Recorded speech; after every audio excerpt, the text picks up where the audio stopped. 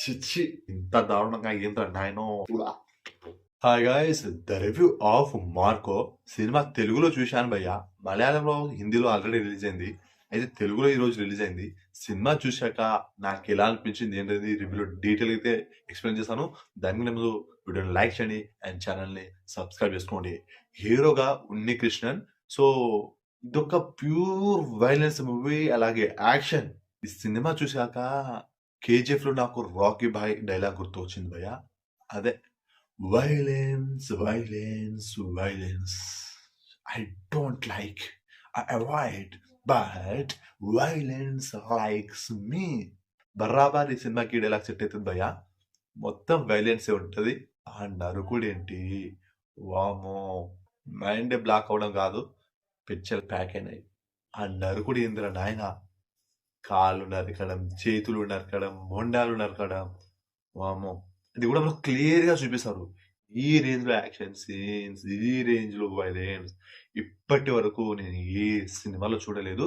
దీనికి మించిన violence movie ఏదైనా ఉంటే అది మెన్షన్ చేయండి. వాళ్ళకి లైఫ్ టైం సెటిల్మెంట్. అసలు చెప్తున్నా కదా, దీనికన్నా ఎక్కువ వైలెన్స్ ఉన్న సినిమాలు ఏదైనా ఉంటే చెప్పండి, మీకు లైఫ్ టైం సెటిల్మెంట్ పక్కా. హీరో ఉన్ని కృష్ణన్ ఆ లుక్ లో అయితే సూపర్, అసలు తనకు బాగా సెట్ అయింది. సో సినిమాలో ప్లస్ పాయింట్స్, హీరో ఉన్ని కృష్ణన్ యాక్టింగ్ చేయలేదు, జీవించేశాడు. మార్కో అనే క్యారెక్టర్ జీవించేశాడు అసలు. అండ్ ఈ సినిమాలో బిగ్గెస్ట్ ప్లస్ ఏంటో తెలుసా, బ్యాక్గ్రౌండ్ మ్యూజిక్ భయ్య. సూపర్ అసలు, వేరే వేరే వేరే లెవెల్ ఉంటుంది బ్యాక్గ్రౌండ్ మ్యూజిక్. సాంగ్స్ కూడా బాగా ఉన్నాయి, సిచ్యువేషన్ తగ్గట్టు కూడా వస్తుంటది. సినిమా స్టోరీ చెప్పలేదు కదా. So simple story. Hero Marco ఒక దత్తత పుత్రుడు. అయినా సరే వీళ్ళు అన్న తమ్ముడుగా కలిసిమెలిసి ఉంటారు. అయితే తన తమ్ముడు విక్టర్ బ్లైండ్. తన ఫ్రెండ్ని ఎవరో చంపేశారు. అది బ్లైండ్ అయిన విక్టర్ ఆ కార్ ని ముట్టడం గాని, అలాగే వీళ్ళని ఎవరైతే ఉన్నారో తన పర్ఫ్యూమ్ ద్వారా ఆ వాసనతోటి తనని గుర్తుపట్టేస్తాడు. సో ఇలా పోలీసులకు చెప్తాడు. వీళ్ళని అబ్జర్వ్ చేసి విక్టర్ ని కార్ లో తీసుకెళ్లి ఒక యాసిడ్ లో ముంచేస్తారు. అలా తన బాడీ మొత్తం గుర్తుపట్టనంతగా అసలు కాలిపోతుంటది. ఆ యాసిడ్ లో కరిగిపోతుంది బాడీ మొత్తం. ఘోరంగా ఉంటది. ఇది ఒకటే కాదు, దీనికి మించిన ఘోరాలు ఇంకా చాలానే ఉన్నాయి సినిమాలో. అయితే తనని చంపిన విలన్ హీరో చుట్టూ తిరుగుతూనే హీరో వాళ్ళని డైవర్ట్ చేస్తారు.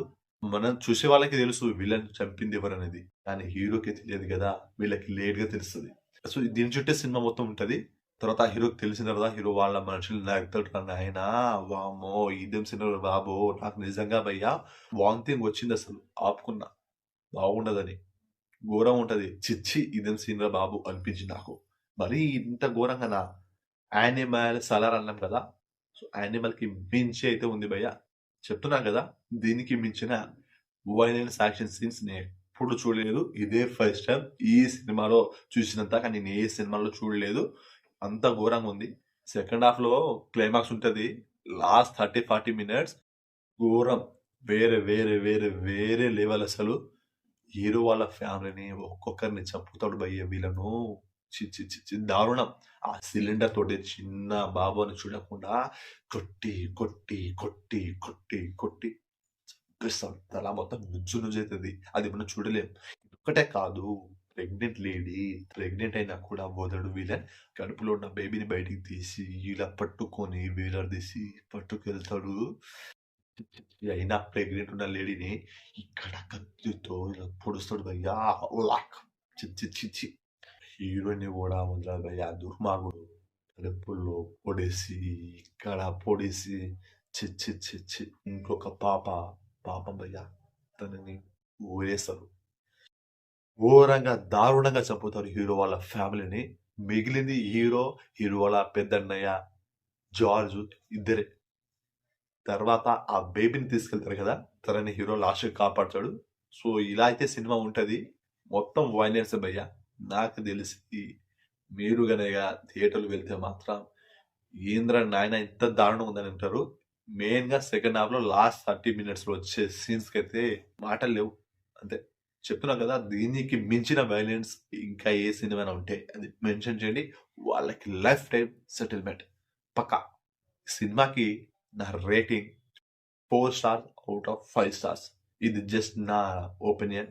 సినిమా చూశాక మీకు ఎలా అనిపిందో కామెంట్ చేయండి. నా రివ్యూ కనుక నచ్చినట్లయితే లైక్ చేయండి, షేర్ చేయండి, ఛానల్ని సబ్స్క్రైబ్ చేసుకోండి.